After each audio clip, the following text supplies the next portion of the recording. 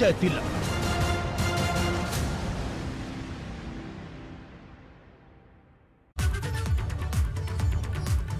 नमस्कार, स्वागत है आपका। आप देख रहे हैं एबीपी गंगा। मैं हूं आपके साथ प्राची पाराशर। बुलेटिन की शुरुआत बड़ी खबर के साथ। उत्तराखंड कांग्रेस ने 11 उम्मीदवारों की लिस्ट जारी कर दी है।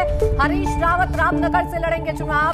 हरक सिंह रावत की बहू अनुकृति लैंसडाउन से चुनाव लड़ेंगी। बड़ी खबर इस वक्त आपको बता रहे हैं। कांग्रेस ने लिस्ट जारी की है, 11 उम्मीदवारों की लिस्ट है और हरीश रावत जिनके चुनाव लड़ने को लेकर लगातार सस्पेंस बना हुआ था और वो सीट अब सामने आ चुकी है। रामनगर से चुनाव लड़ेंगे, ये साफ हो गया है।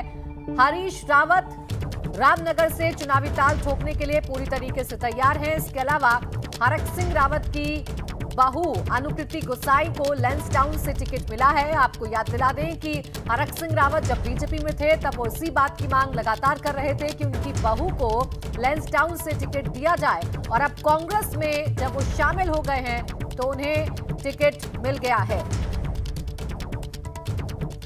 और सूर्यकांत धस्माना कांग्रेस नेता हमारे साथ जुड़ गए फोन लाइन पर। स्वागत है आपका सूर्यकांत जी एबीपी गंगा पर। पहली ये जो आपकी लिस्ट आई है 11 उम्मीदवारों की, बड़े नाम हैं हरीश रावत, अनुकृति गोसाई, किस तरीके से देख रहे हैं? क्या उम्मीदें आने वाले चुनाव को लेकर? नहीं, आने वाले चुनाव में निश्चित तौर पे प्रदेश की जनता मन बनाए बैठी है। प्रदेश की जनता मन बनाए बैठी है भारतीय जनता पार्टी को बेदखल करने की। कांग्रेस प्रचंड बहुमत से चुनाव जीतेगी और अब तक जितने हमारे प्रत्याशी, आप पूरी लिस्ट देखिए, पूरे प्रदेश के अंदर कांग्रेस के पक्ष में हवा चल रही है।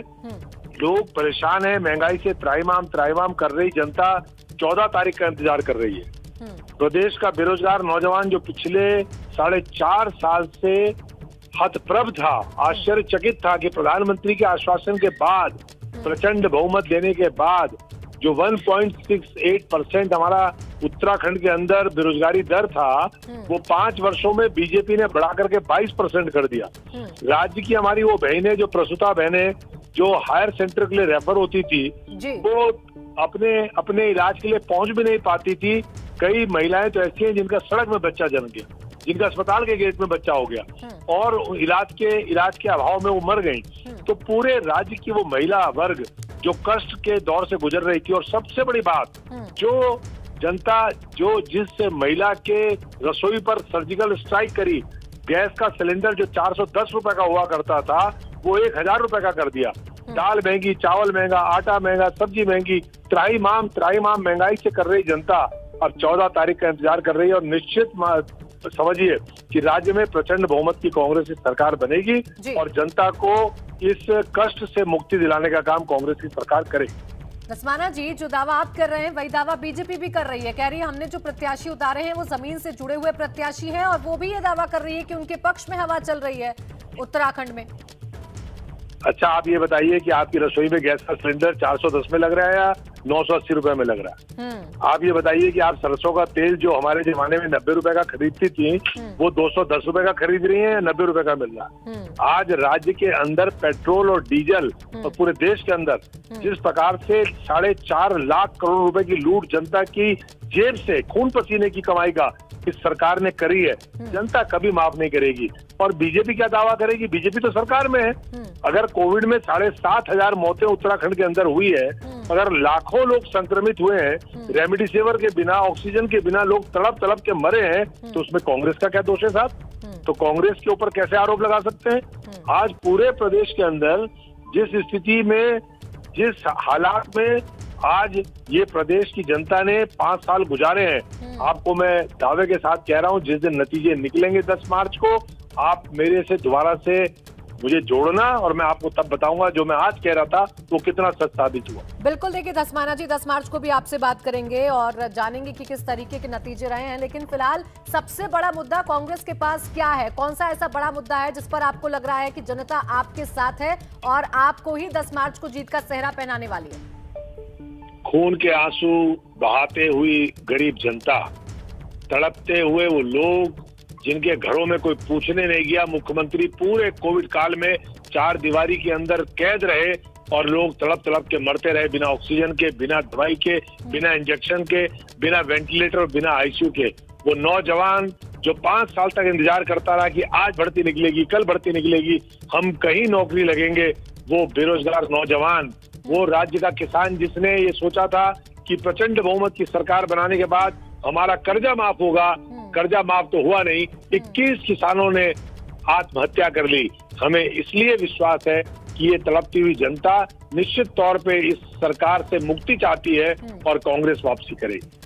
ठीक है सूर्यकांत धस्मान जी, शुक्रिया आपका तमाम बात हमसे करने के लिए और ये बताने के लिए कि क्या कुछ मुद्दे अब आने वाले वक्त में रह सकते हैं उत्तराखंड में। तो देखिए 11 उम्मीदवारों की लिस्ट कांग्रेस ने जारी कर दी है। बहरहाल आगे बढ़ेंगे, बात करेंगे समाजवादी पार्टी की, जो आज विधानसभा चुनाव के लिए अपने प्रत्याशियों की एक और लिस्ट उसने जारी कर दी है। सपा की इस नई लिस्ट में पार्टी के राष्ट्रीय अध्यक्ष अखिलेश यादव समेत कई बड़े और दिग्गज नेताओं के नाम शामिल हैं। अब से थोड़ी देर पहले सपा की तरफ से जारी प्रत्याशियों की इस लिस्ट में मैनपुरी की करहल सीट से अखिलेश यादव चुनाव लड़ेंगे, जबकि जेल में बंद सपा सांसद आजम खान को रामपुर और उनके बेटे अब्दुल्ला आजम को रामपुर की स्वार टांडा सीट से प्रत्याशी बनाया गया है। इसके अलावा शामली की कैराना सीट से जेल में बंद पलायन करवाने के आरोपी मौजूदा विधायक नाहिद हसन को प्रत्याशी बनाया गया है। पूर्व मंत्री कमाल अख्तर को मुरादाबाद के कांट से और मथुरा के मांट सीट से संजय लाठर का नाम है, जबकि रायबरेली की ऊंचाहार सीट से पूर्व मंत्री और विधायक मनोज पांडे को टिकट दिया गया है। इस नई लिस्ट के साथ ही अब तक सपा ने कुल 159 प्रत्याशियों के नाम का ऐलान कर दिया है। इन 59 प्रत्याशियों में 31 मुस्लिम प्रत्याशी हैं, जबकि सिर्फ 10 महिला उम्मीदवार।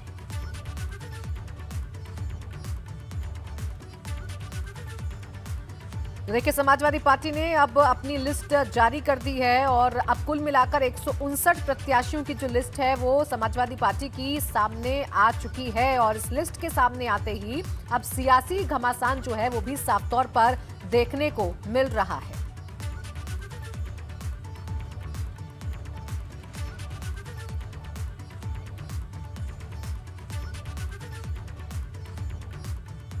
तो देखिए उत्तर प्रदेश के साथ साथ उत्तराखंड में भी लगातार अब लिस्ट जारी हो रही है और जैसा कि हम आपको बता रहे थे कि कांग्रेस ने 11 प्रत्याशियों की लिस्ट जारी की है और लैंसडाउन से हरक सिंह रावत की बहू अनुकृति गोसाई को टिकट दिया गया है। इस वक्त वही हमारे साथ फोन लाइन पर जुड़ गई हैं। स्वागत है आपका अनुकृति एबीपी गंगा पर, बहुत बहुत शुभकामनाएं आपको, टिकट आपको मिला है, क्या उम्मीद है?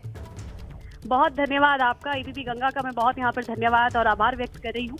मुझे बहुत खुशी है इस बात की कि मैंने अपनी राजनीतिक जीवन की शुरुआत इंडियन नेशनल कांग्रेस से की और ज्यादा खुशी है कि उन्होंने उत्तराखंड की इस बेटी पर ये भरोसा दिखाया है कि मैं अपनी विधानसभा का प्रतिनिधित्व करूं।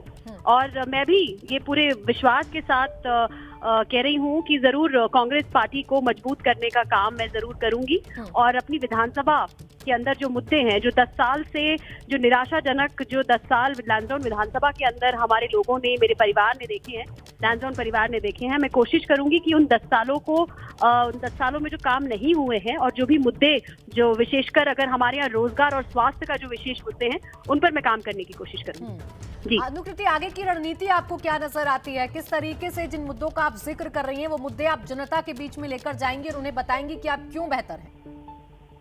बिल्कुल बिल्कुल, मैं बिल्कुल कोशिश करूंगी और मुझे पूरा विश्वास है। देखिए लैंसडाउन विधानसभा के अंदर मैं बहुत समय से एक बेटी के रूप में काम कर रही हूँ और मुझे खुशी है इस बात की कि अब मैं वहाँ कांग्रेस पार्टी की प्रत्याशी के रूप में जब क्षेत्र में जाऊंगी तो बहुत सारी उम्मीदें लैंसडाउन की अपनी इस बेटी से हैं और मैं पूरी निष्ठा के साथ कोशिश करूंगी और इन जो मुद्दों को सिर्फ मुद्दे ना रखकर जमीनी स्तर पर उतारने का काम करूंगी। इससे पहले देखिए बात करें अनुकृति, तो देखिए बीजेपी की सरकार है वहां पर और बीजेपी की तरफ से लगातार ये दावे किए जाते रहे कि लैंसडाउन में हमने काम किया है, तमाम विधानसभाओं में हमने विकास के तमाम ऐसे काम किए हैं जो कांग्रेस ने नहीं किए। अब जब कांग्रेस से आपको टिकट मिला है तो क्या चुनौती देख रही है, कैसे डिफरेंशिएट कर पाएंगी? देखिए हर विधानसभा के अंदर जो विधायक होते हैं, मैं सोचती हूँ कि उनकी बहुत महत्वपूर्ण भूमिका रहती है और जो अपनी विधानसभा के अंदर क्या विकास करना है, किस चीज के लिए बजट अपने लिए लेकर अपनी विधानसभा के अंदर लेकर आना है, अपनी विधायक नीति को किस तरीके से इस्तेमाल करना है, ये बहुत बड़ा मैनेजमेंट एक क्षेत्र विधायक का रहता है। और मैं सोचती हूँ कि इस समय अगर मैं सिर्फ लैंसडाउन विधानसभा के बारे में बात करूँ तो आप लोग ने भी सर्वे देखे होंगे और कराए होंगे और इस समय जितना मैं लैंसडाउन विधानसभा के अंदर घूमी हूँ मैंने देखा है कि वाकई अभी जो कनेक्टिविटी है रोड्स को लेकर वहाँ बहुत बुरी हालत है। आए दिन आप अखबारों में पढ़ती होंगी, वहाँ महिलाओं को लेकर स्वास्थ्य व्यवस्थाएं बहुत खराब हैं। आए दिन हमारी कोई बहन प्रसव के दौरान उसकी मृत्यु हो जाती है। आए दिन हमारी बहनों को बहुत सी परेशानियों का सामना लैंसडाउन विधानसभा के अंदर करना पड़ता है। दूरसंचार की व्यवस्थाओं की भी वहाँ बहुत बहुत बुरी हालत है। और मैं सोचती हूँ कि लैंसडाउन की बेटी होने के नाते ये मेरा कर्तव्य भी है और मैंने बहुत हद तक कोशिश भी की है और आगे अब मुझे मौका मिलेगा। लैंसडाउन की जनता मुझ पर भरोसा करेगी, अपना आशीर्वाद देगी, तो इन सारे मुद्दों पे मैं बहुत विश्वास के साथ और भरोसे के साथ इस पे काम करूँ। अनुकृति, देखिए, मेरे पहले सवाल के जवाब में ही आपने कहा था कि आपको बहुत खुशी है कि आप कांग्रेस के टिकट के साथ आप अपने इस राजनीतिक सफर की शुरुआत कर रही हैं। आप पहली बार चुनाव लड़ने जा रही हैं, यानी अगर बीजेपी से टिकट मिलता तो किसी प्रकार की कोई टीस रहती?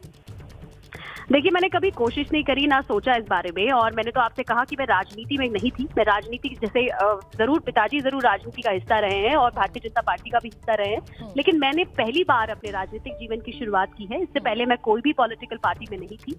और मैं आपसे, जैसे मैंने पहले भी कहा, मैं फिर कह रही हूँ कि अपने राजनीतिक जीवन की शुरुआत मैंने इंडियन नेशनल कांग्रेस के साथ की है। मुझे इस बात की बहुत खुशी है। चलिए, शुक्रिया आपका अनुकृति, हमारे साथ जुड़ने के लिए और तमाम बातचीत हमसे करने के लिए। समाजवादी पार्टी प्रत्याशियों की ताजा लिस्ट में रामपुर की हॉट सीट से सपा सांसद आजम खान और रामपुर की स्वार सीट से आजम खान के बेटे अब्दुल्ला आजम के नाम का ऐलान होने के साथ ही रामपुर में विधानसभा चुनाव बेहद दिलचस्प हो गया है, क्योंकि इन दोनों सीटों पर आजम खान और उनके बेटे अब्दुल्ला का मुकाबला उनसे सियासी विरोधियों नवाब खानदान के नावेद मियां और उनके बेटे हमजा मियां से होने वाला है। रामपुर सीट से सपा के आजम खान और कांग्रेस के नवाब काजिम अली मैदान में हैं, जबकि रामपुर की स्वार विधानसभा सीट से अब्दुल्ला आजम और अपना दल एस भाजपा के साझा उम्मीदवार हैदर अली खान मैदान में।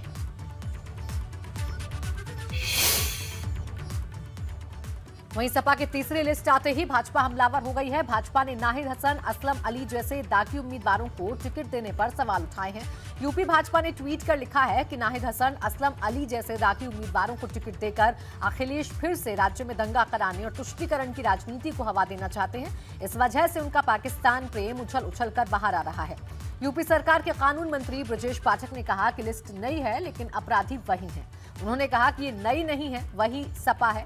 आपको बता दें कि कैराना से सपा प्रत्याशी नाहिद हसन फिलहाल गैंगस्टर एक्ट के तहत जेल की सजा काट रहे हैं।